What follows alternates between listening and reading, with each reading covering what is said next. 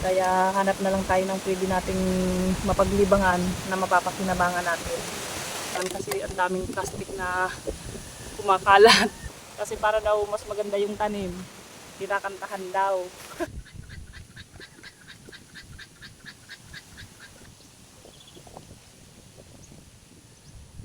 Sapsap o barurog ang tawag niyan dito sa amin.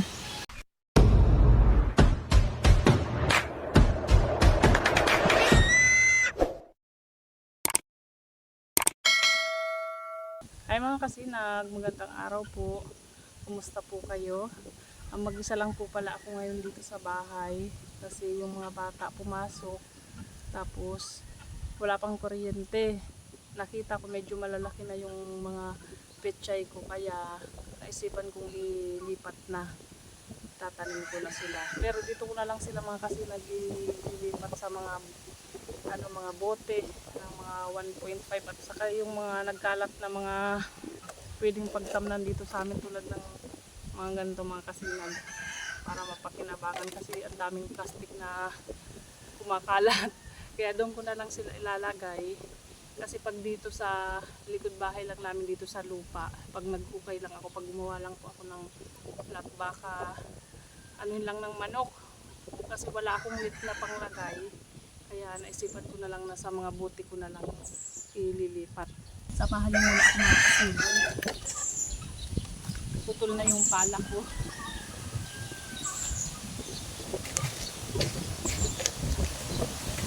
Grabing hangin mga kasinag. Tapos maulan din, buti na lang nga.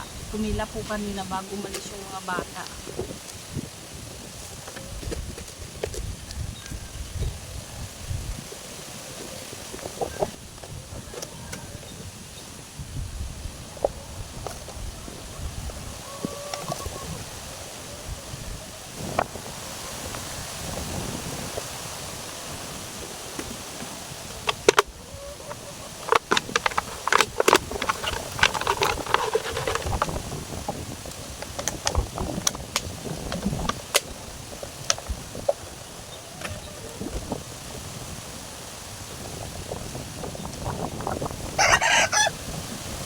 Mahangin mga kasinag.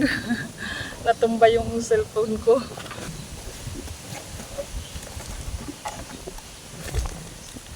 Nakita ko lang po mga kasinag yung ganito sa YouTube din. Nakita ko pwede pala yung peche sa mga ganitong mga buti lang.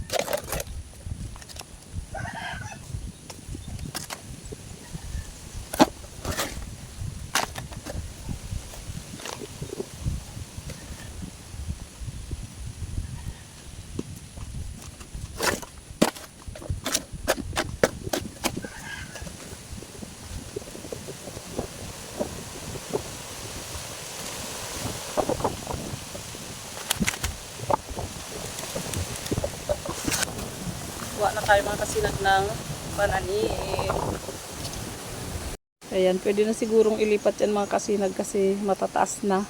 Matutumba na yung iba. Yung talong ko ayan na. May tubo na. Pero ito pechay pa ito. Nakahalo. Magtanim muna tayo mga kasinag.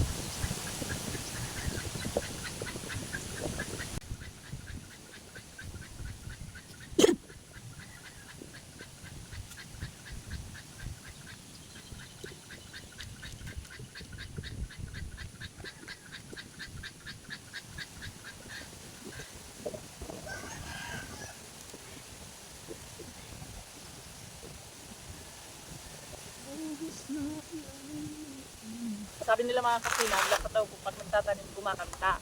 Kaso lang, paano tayo kakanta mga kasinag? Paus pa tayo, kaya magtula muna tayo mga kasinag. Kasi para daw mas maganda yung tanim. Kinakantahan daw.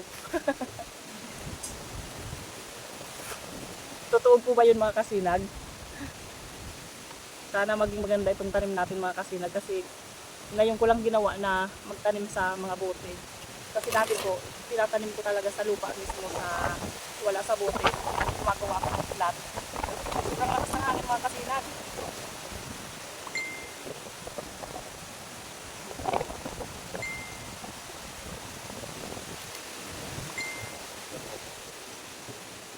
Kayo po ba mga kasinag, na-try nyo na rin po ba yung ganito, yung sa bote lang, sa mga paso? Maganda po pag ganun. Kasi ako ngayon pa lang po talaga, itatry ko lang. Para sa susunod, pag maganda, pag may mga boteng ganito, iipunin ko na para sa susunod na pagtatanim ko, marami na akong bote. Nakakainip kasi mga kasinag pag mag-isa lang sa bahay. Kaya hanap na lang tayo ng pwede nating mapaglibangan na mapapakinabangan natin.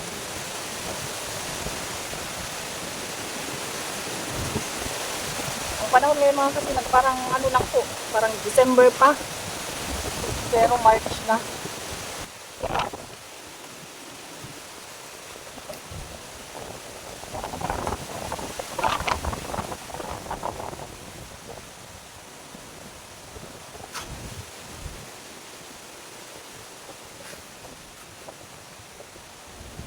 Kaya medyo tinanghali ako mga kasi magtanim. Kasi naghanap po ako ng ng lipa. Kasi yung namin, yung bubong namin, butas-butas na dahil sa mga manok at pabo. Kaya naghanap sana ako ng lipa. Kasi lang yung lipa, binagyo nga po pala, nakalimutan kong binagyo. Walang mga dahon na matitigas. Kasi kagabi po, sobrang lakas ng ulan. Nagising kami kasi basa na yung kumot namin. Kaya kaninang umaga, naisipan kong maghanap sana ng nipa. Kaso lang mga mura pa yung mga dahon. Hindi pa pwedeng kunin. Kaya mamaya baka maghanap na lang ako nung anahaw. Na pwedeng din sa bubong namin ilagay. Para matakpan lang yung butas. Kaya mga kasi nagkulang na yung punda ng kinuha.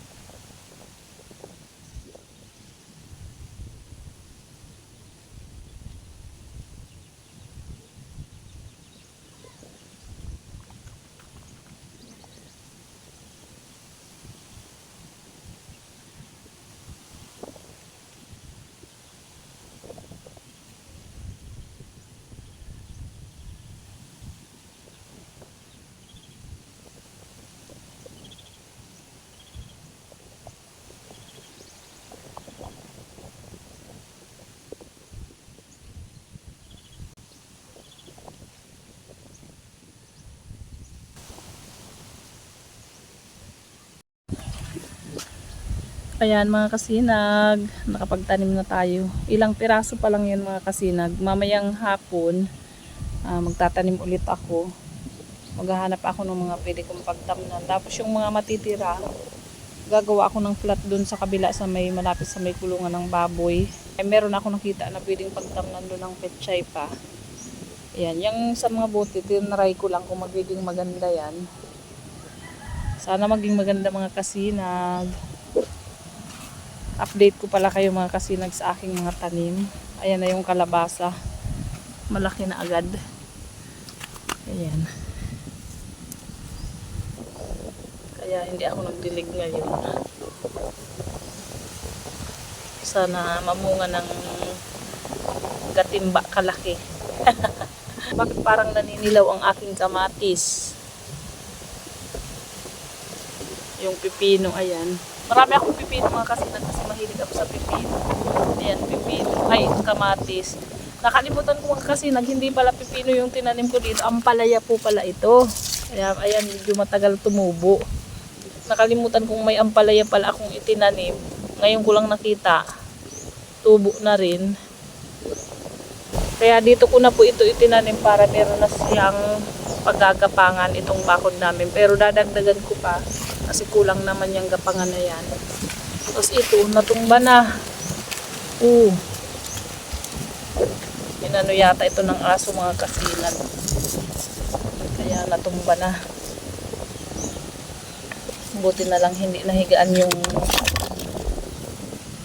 punla natin.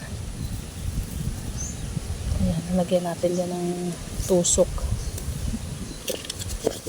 Para tayong bata mga kasinag gumawa ng tusok Hindi kami nagwalis ngayon mga kasinag kasi sobrang hangin. Bumabalik din yung basura. Mamaya naman mga kasinag. Uwi muna tayo kasi magsasaing pa ako. Wala pa akong pananghalian. Pero nakakatamad sana mga kasinag magluto kapag mag-isa. Kaso lang kailangan natin kumain para hindi tayo magkasakit ulit. Mga kasinag, nakapagluto na po ako. Ayan, ang niluto ko ay sapsap o barurog ang tawag niyan dito sa amin. Ayan, binili namin yan ng 30 pesos, 1 kilo. Tapos kinuha ko yung bunga ng sitaw dun sa likod. Nilagyan ko ng talbos kamote at saka upo. Yan ang ating pananghalian ngayon mga kasinag. Kakain na rin po ako mga kasinag, kaya hanggang dito na lang po muna ang aking video ngayong araw. Maraming salamat po sa panonood nyo palagi ng aming mga video. Sana po huwag kayong magsasawa sa panonood. God bless po. Bye! Kain na rin po kayo mga kasinag.